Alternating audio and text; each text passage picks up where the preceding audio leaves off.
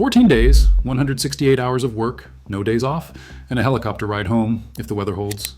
That is the promise when you sign your first offshore contract. By the time you understand what it actually means, you're already standing on a helideck 60 miles from shore, watching the coastline disappear behind you. This is what new rig workers go through living offshore. The grind, the tests, the isolation, and the reason 1 in 5 will not make it through their first year. A deepwater rig in the Gulf of Mexico is a city. It houses between 140 and 180 people at any given time. That's roughly the population of a small apartment building, except this one floats in 5,000 feet of water and never stops moving. Semi-submersibles sit on submerged pontoons the size of freight trains. Drill ships look like cargo vessels, but they drill through a moon pool cut into the hull. Both types run 24 hours a day, 7 days a week, without pause. The rig doesn't sleep, the rig doesn't take weekends, and if you're new, neither do you. Offshore oil and gas still supplies about 30% of the world's crude oil and nearly 28% of its natural gas. Deepwater fields, anything beyond 1,000 feet of water, became economically viable in the 1990s. Today, they account for a growing share of discoveries in the Gulf of Mexico, offshore Brazil, and West Africa. The workers who keep these rigs running are specialized, expensive to train, and hard to replace. You enter at the bottom, roustabout if you are general labor, roughneck if you are on the drill floor, floor hand if you are handling pipe. The hierarchy is rigid. The pay starts around $50,000 to $75,000 a year, and your first rotation is a 14-day audition in front of an audience that has seen hundreds of rookies come and go. Before you ever step onto a rig, you spend 3 to 5 weeks in safety training. You fight live fires in a burn simulator, you flip upside down in a helicopter mock-up, submerged in a pool, and escape through a window in total darkness. You practice sea survival in a wave tank. The training costs between $2,500 and $5,000. Some operators reimburse you after 90 days, some do not. Passing the course does not guarantee you a job. Hiring is volatile. It follows oil prices and rig counts. You might wait 2 months, you might wait 6 months. When the call finally comes, you get a hard hat, coveralls, steel-toed boots, and a seat assignment on a helicopter. Flights from shore bases like Houma, Louisiana, take 60 to 90 minutes. The helicopters carry 12 to 19 passengers. The noise is constant. The seats face backward. If the weather turns, the flight gets canceled, and you wait. Weather delays are common and non-negotiable. Some rookies spend their first 36 hours offshore waiting in Houma because fog grounded the helicopter fleet. You land on the helideck. The noise hits you first, metal on metal, diesel generators, the hum of thrusters fighting the current, then the vibration, then the salt spray. Within 4 hours, you sit through a safety briefing that covers muster stations, lifeboat locations, firefighting equipment, and emergency shutdown controls. The veterans sit in the back and check their phones. The briefing ends with one instruction. Your first shift starts in 2 hours, and it runs for 12 hours. The drill floor is where the work happens. It is dominated by 3 machines. The drawworks is a massive winch that raises and lowers thousands of feet of drill pipe. The top drive is the motor that spins the pipe. The rotary table is the opening in the floor where the pipe disappears into the well. You will not operate any of these. Your job is to move pipe, clean mud spills, handle hydraulic tongs, and stay out of the way. The noise on the drill floor routinely exceeds 85 decibels. During pipe connections, it spikes above 110 decibels. Hearing protection is mandatory, but you are new, and you cannot hear the shouted instructions through the earplugs, so you pull one out for a second, then another second. By the end of the first week, the ringing in your ears does not stop. 3 miles below the rig sits the blowout preventer, a stack of hydraulic valves weighing 300 to 400 tons. If pressure surges, it seals the well. You will never see it, but you will hear about it in every safety meeting. The rig is also held in place by dynamic positioning, computer-controlled thrusters that fire continuously to keep the vessel exactly over the wellbore. If dynamic positioning fails, the rig drifts. If the rig drifts, the riser can buckle. You are told this once. You are expected to remember it. Here's what nobody tells you about offshore injuries. Most of them are not explosions. They are not blowouts. In 2023, slips, trips, and falls accounted for 34% of all injuries in the United States Gulf of Mexico. Manual handling injuries accounted for 28%.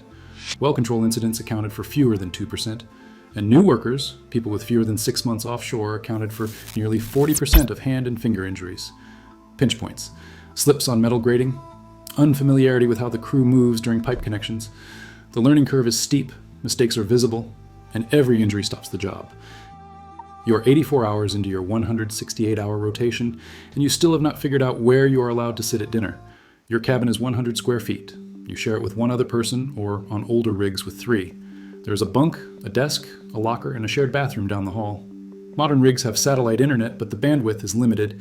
Personal use is restricted to off-shift hours. Some rigs in the North Sea started allowing limited video streaming in 2024 during designated windows. It is considered a significant morale upgrade. Alcohol is banned, drugs are banned, random testing is mandatory. If you test positive, you are terminated immediately and removed by helicopter within hours. There are no appeals. The work schedule is 12 hours a day, 7 days a week. Day tour runs 6 in the morning to 6 in the evening. Night tour runs 6 in the evening to 6 in the morning. There are no weekends, there are no days off. You work 168 hours over 14 days, then you fly home for 14 days, repeat. On many Gulf of Mexico rigs, new workers get assigned to can watch. You sit in the pipe racking area during connections and watch for falling objects. It is understood as hazing.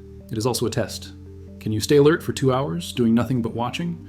Complaining gets remembered. The veterans are watching to see if you understand that every task exists because someone got hurt when it did not. Meals are stratified. The drilling superintendent and the offshore installation manager eat first, in a separate section of the galley. Then the supervisors. Then the floor hands. If you sit in the wrong chair during your first rotation, you will be told, and the crew will remember. There is a sound on the rig that new workers talk about when they get home. It is the constant hum of generators, mud pumps, and thrusters. It never stops. For the first week, it makes sleep nearly impossible. The vibration travels through the walls, the floor, the mattress. By week 2, most workers say they cannot sleep without it. When they go home, the silence feels wrong. They call it the roughneck lullaby. In the 30 minutes before lights out, some workers call home on the satellite phone. The delay is 2 seconds. Conversations feel stilted. Others play cards in the rec room or watch what is on the TV in the common area. There's an unwritten rule. You do not talk shop in the rec room. By day 10, small things start to grate. Someone's boots left in the hallway, a bunkmate who snores, the cabin thermostat set 2 degrees too cold. These are the micro conflicts that erode patience when you're living elbow to elbow with strangers for two straight weeks. A deepwater rig in the Gulf of Mexico costs the operator between $250,000 and $500,000 per day. Crew changes run on strict schedules. Helicopters carry 12 to 19 people.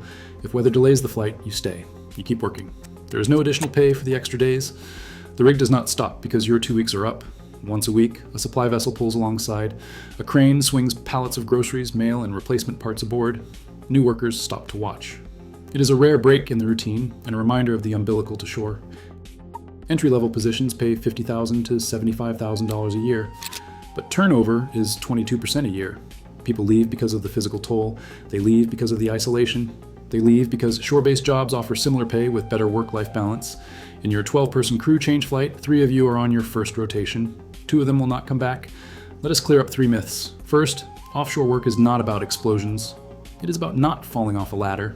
It is about not pinching your hand in a chain. The work is repetitive, physical, and mentally exhausting in ways that have nothing to do with drama. Second, rigs are not cut off from the modern world. Satellite internet is standard on newer rigs. You can text your family, you just cannot binge Netflix. Third, the 14 days on, 14 days off rotation does not mean you work half the year. You work 182 days on paper, but each of those days is 12 hours with no weekends. Day 13 of 14. The helicopter is scheduled for tomorrow morning at 6 a.m. and the forecast just turned yellow. Yellow means marginal. The flight might go, it might not. Fog, wind, or an offshore storm can ground helicopters for 24 to 48 hours. When that happens, you stay aboard. You keep working your 12-hour shift. You wait. The rig does not care that you have plans. It does not care that you have not seen your family in 2 weeks. It runs on its own calendar, and that calendar has one speed, continuous. For new workers, the hardest part is not the work. It is the realization that the rig is indifferent. You can be tired, you can be homesick, you can be counting down the hours. None of that changes the schedule. Day 15, the weather clears. The helicopter lands on the helideck at 6:10 a.m. The rotors are deafening. You climb aboard with 11 other workers, half of them veterans who have done this 100 times, half of them rookies like you. You buckle in. The helicopter lifts off. The rig shrinks below you back to a tiny platform in an enormous ocean. In 2 weeks, your seat will be waiting. The rotation never really ends. It just pauses long enough for you to decide if you're coming back. If you want more deep dives like this, subscribe. Tell me in the comments, could you handle 14 days straight with no days off and a helicopter that might not come when it is supposed to? Or would you tap out after the first rotation?